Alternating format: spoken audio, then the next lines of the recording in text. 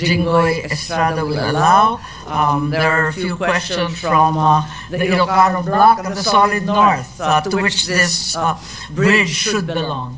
My privilege, Yes, I cannot overemphasize how important this bridge would have been and the decades during which the people of the Solid North awaited its completion. It's an essential, concrete manifestation of the unity of the northern peoples, Rangtay to Cordillera, a pivotal link between Region 2 and the Cordillera Administrative Region. Hindi siya pangkaraniwang tulay na kumbaga dalawang bayan, dalawang lungsod, dalawang probinsya.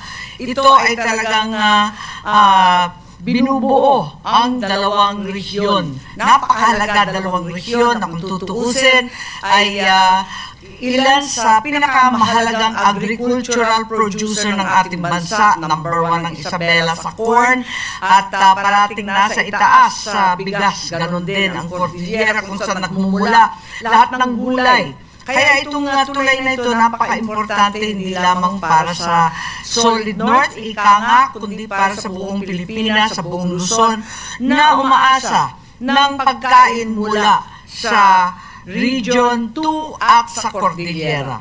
Nung bumagsak ito noong February 27, 5 buwan nang nakalipas, inatupag namin lahat ng record, lahat ng investigasyon para alamin kung sino talaga at ano talaga ang dahilan kung bakit. Ngayon nagtataka kami kasi maraming pangalan na lumilitaw na pagkataas-taas na pwesto, kulang lang sa sekretary. Andito yung mga Yusek, andito pa yung ASEC. Bakit sa report na unang binigay sa amin, ang tanging lumalabas lamang ay mga pangalan ng mga retired, Gilbert Reyes, retired, Adriano Doroy, retired, Raul Asis, Yusek, retired. Bakit puro retired ito na lumalabas? Ba't hindi lumalabas yung mga pangalan? Bakit ganon? May iba-iba bang report or iisa comprehensive final report? May Navarro, Abiki, Ocampo. Wala naman dito yung mga pangalan na tinutukoy ninyo. Parang low-level employees lang to. Higit sa lahat, wala na sa department. Bakit ganon? Aling report dito? Maraming salamat sa iyong katanungan, Mr. President. I can only surmise, Mr. President, na talagang baka meron ho silang kino-cover up, meron ho silang tinatakpan ng mga opisyales ng DPWH. Kaya yung mga nabanggit niyong mga pangalan, lahat po yung mga pangalan niyan ay mga retirado na sa DPWH. Yung mga nabanggit ko pong pangalan ay active pa rin na nagtatrabaho at nanunungkulan bilang ASEC, bilang USEC ng DPWH. That's why I can only surmise na talagang meron silang na tinatago o kino-cover up. Meron po whitewash tayong napapansin, may whitewash ba tayong napapansin, may cover up pa, 5 buwan na ang nakalipas mula nung bumagsak ang tulay ng Pebrero. 5 buwan na at walang mabigay na comprehensive na report. Tuwing hihingi kami ng report, iba na naman ang lalabas. Tapos, yung maliliit na tao, tulad ng truck driver, ang tanging sinisisi, pagkatapos yung mga kung sino-sinong direktor lamang ang pinupunteriya. Sino ba itong mga direktor na to, na tulad nga ng sinabi ninyo, retirado, yung iba na-transfer pa sa DHSUD, tapos kung saan-saan na. Abay, ba't ganon? Samantalang yung nabanggit ninyo, halimbawa si ASEC Canlas, hindi ba na-promote pa yan sa USEC? Ba't nagkaganon? Well, hindi ko po masasagot yan at siguro dapat tanungin yan ay yung namumuno ng DPWH pagdating ng committee hearing kung sakaling i-refer to sa appropriate committee. Siguro kailangan natin tanungin kung bakit nangyari ito na nagiging involved sila dito sa pagbagsak ng pag-approve ng gawain ng tulay at bakit pa sila na-promote ng secretary ng DPWH. I don't know if this is a presidential appointee. I do not have any idea. Pero kung secretary level na yan, siguro pwede natin tanungin. Ang balita ko, may isang Yusek Bernardo na tinanggal sa pwesto. Kasama ba siya dito sa Kabagan Bridge? Sa pagkakalam ko po, hindi po siya kasama dito sa Kabagan Santa Maria Bridge. Dahil hindi naman po lumitaw sa amin. Parang timing siya yung pinarusahan. Mukhang siya pa pinarusahan, pero hindi ko po alam dahil base sa aming investigasyon na nakalap ng aking tanggapan, hindi po lumalabas ang kanyang pangalan. Ang pinagtatakahan namin, 5 buwan na nga nakalipas, sino ang mananagot nito? Kadami-daming mga pangalan. At yun nga, nakakalito kasi iba yung report. Tuwing hihingi ako ng report, iba na naman itsura, iba na naman ang listahan. Ano ba talaga? Siguro, makapagkakotoo sila, sister. Pag na-refer na po ito sa appropriate committee, halimbawa siguro sa committee ni Senator Marcoleta, sa committee ng Blue Ribbon, siguro pwede pa siguro patawag natin yung mga nabanggit kong mga opisyalis ng DPWH para sila po ang sumagot sa ating mga katanungan kung bakit ilang linggo pa lang pag nagawa yung retrofitting, nagawa yung tulay, bumagsak agad. Siguro yun lang siguro na tanging ko masasagot, Ginoong Pangulo. So with that, thank you very much, Senator Estrada. And with that, I'd like to move that the privileged speech of the good senator be referred to the committee in Blue Ribbon, and a comprehensive report, a comprehensive and final report. Huwag yung pa iba-iba at hindi binabanggit yung ibang pangalan. Maibigay sa mga senador once and for all para matuklasan kung pananagutan nga ni Asek Bueno, Malaluan, Yusek Pipo, Cabral at Kanglas itong pangyayari na nakakalugmok sa aming lahat na umaasa lamang sa infrastrukturang maayos sa ating Solid North. Maraming salamat po. Yes, Majority Leader. Thank you very much, Mr. President. Mr. President, at this juncture, may I respectfully move that we refer the privileged speech of Senator Jinggoy Estrada and all the interpellations and manifestations thereon to the Committee on Accountability of Public Officers and Investigations. I so move, Mr. President. Is there objection? There being none, motion is approved. Mr. President, at this juncture, the good gentleman, Senator Erwin Tulfo, is also seeking the floor to deliver his privileged speech. May I move that he be recognized, Mr. President? Senator Erwin Tulfo is recognized to deliver his privileged speech. Thank you, Mr. President.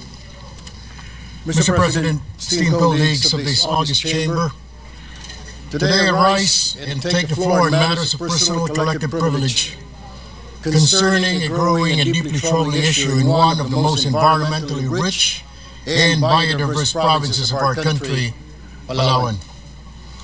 In the highly urbanized city of Puerto Princesa, I have received reports and personally witnessed how waterways such as rivers, creeks, and canals there have been diverted, piped over, or outright buried beneath roads and commercial properties. The consequences are already visible. Urban flooding and severe siltation of surrounding coastal and marine ecosystems. On July 19, 2025, Mr. President, Tropical Depression Christine forced the evacuation of 6,375 residents across 31 barangays in Puerto Princesa City due to massive flooding, underscoring the growing intensity of inundation in the city. And last February 10, 2025, heavy rainfall from an intertropical convergence zone, shoreline and low-pressure area submerged 11 barangays of the city to chest or waist-deep flooding, paralyzing infrastructure and requiring over 1,000 truck trips to haul floodwaters. These events demonstrate the critical importance of upholding legal safeguards against encroachment in vulnerable zones. Article 51 of Presidential Decree number 1067, or the Water Code of the Philippines, expressly provides that the banks of rivers and streams and shores of the seas and lakes throughout the entire length and within a zone of 3 meters in urban areas, 20 meters in agricultural areas, and 40 meters in forested areas along their margins are subject to the easement of public use in the interest of recreation, navigation, floatage, fishing, and salvage. No person shall be allowed to stay in the zone longer than what is necessary for recreation, navigation, floatage, fishing, or salvage, or to build structures of any kind. Additionally, the unauthorized obstruction of a river or waterway or occupancy of a river bank or seashore without permission is punishable under Article 91 of the Water Code of the Philippines.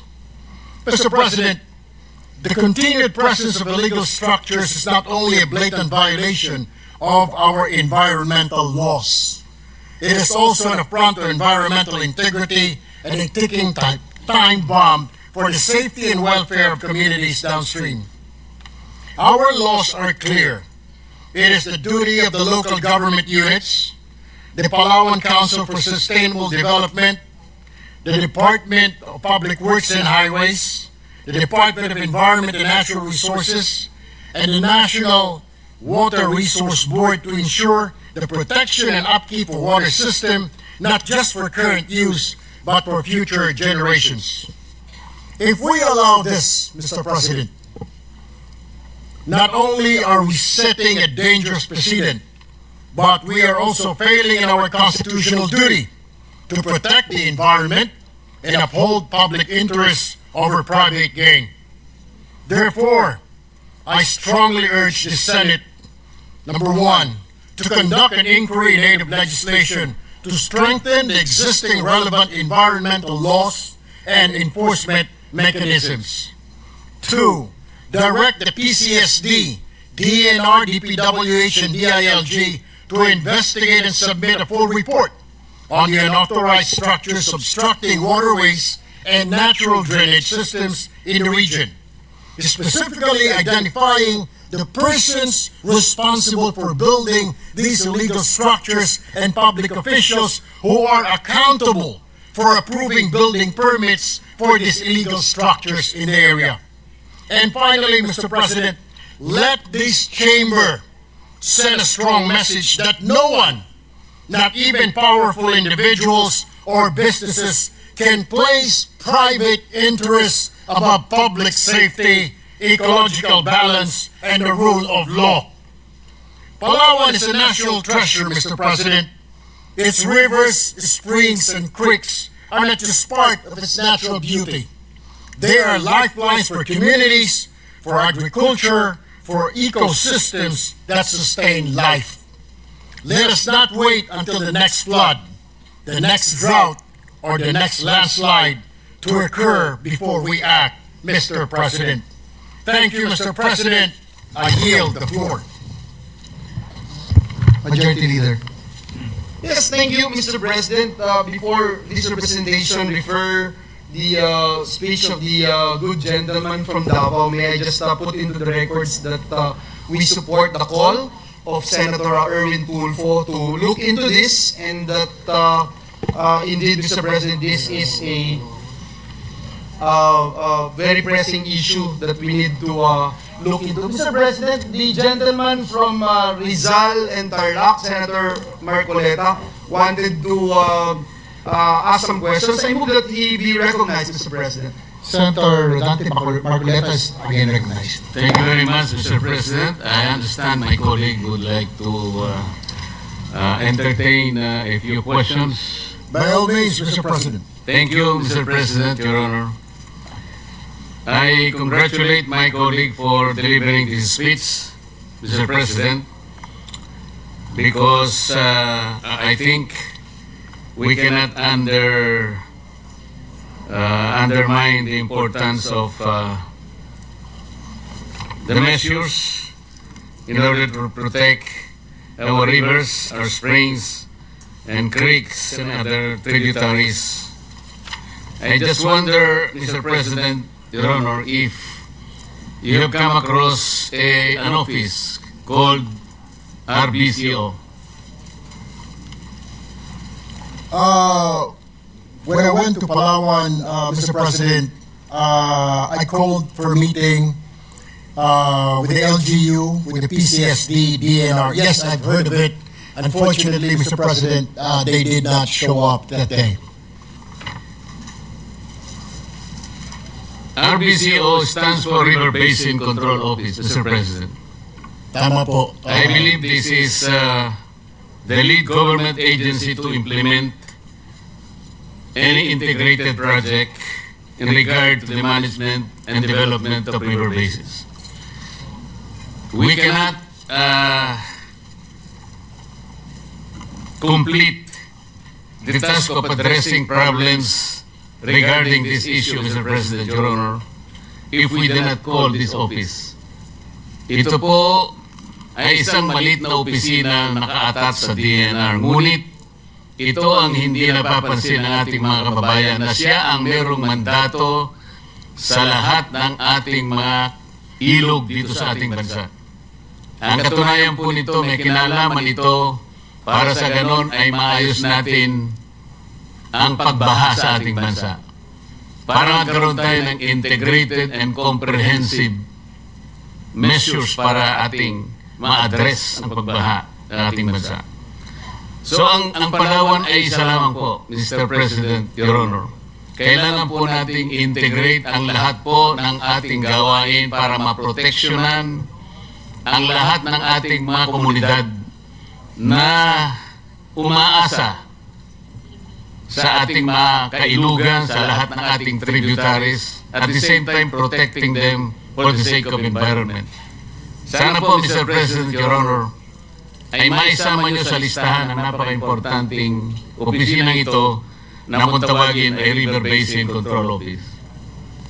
Noted, Mr. President, kaya po hindi rin nag-attend sa meeting itong RDCSO because RDSO kasi po hindi lang po kasi rivers na pinag-uusapan dito, Mr. President, kundi lahat ng waterways na nasa hindi lamang sa lungsod kundi sa buong lalawigan ng Palawan. Kaya po may representante po ang Department of Environment and Natural Resources, tulad po ng nasabi ng ating kasamahan na ito ay bahagi or ahensya na nasa ilalim po ng Environment and Natural Resources, Mr. President.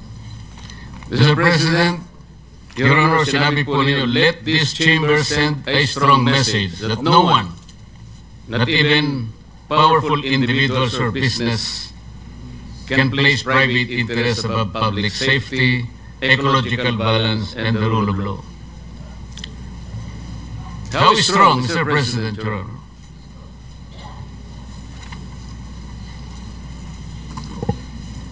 Kaya nga po, Mr. President, tama po yun.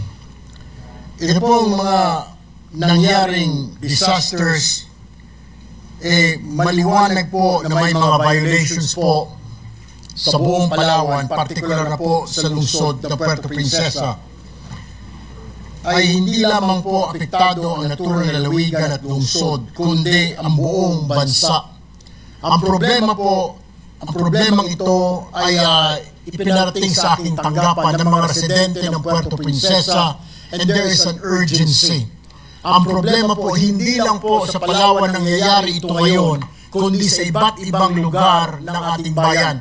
Maging sa Metro Manila, ang pagtatayo ng mga struktura sa mga ilog, dito po sa Metro Manila at iba pang bayan. Kaya nga po ang mensahe, it does not matter kung sino po yan. Kailangan po natin ng strict enforcement of the law. Kailangan po maimbestigahan ito. Mr. President, kailangan pong magsagawa tayo ng isang hearing para magkalinawan po tayo at may mensahe tayo at imbitahan ng mga opisyal o ahensya na namamahala patungkol dito para may parating natin na ang pagtatayo po ng mga struktura, ng mga building, ang paglalagay ng mga harang sa mga waterways ay illegal at hindi natin po papayagan dahil yan po ay labag sa batas. Mr. President, ako po ay kaisa ninyo sa paglikha ng isang strong message. Kaya ako po tinatanong, gaano po kalakas ang gusto ninyo sapagkat maaari po nating pagtalunan gaano mga kalakas ito. Dahil sa ang marami po ay nagbigay ng malalakas na signal na o kaya malalakas na mensahe. Nabingi na po siguro ang mga dapat makarinig nito. Kung kinakailang alugin natin, hindi lang noon messaging, siguro action po, Mr. President, Your Honor, Para sa ganon ay yung mga nabibingi po na hindi na makarinig, pag inalog mo naman siguro, baka mas lalo pong malakas ang message natin may bibigay. Salamat po, Mr. President. Salamat po, Your Honor.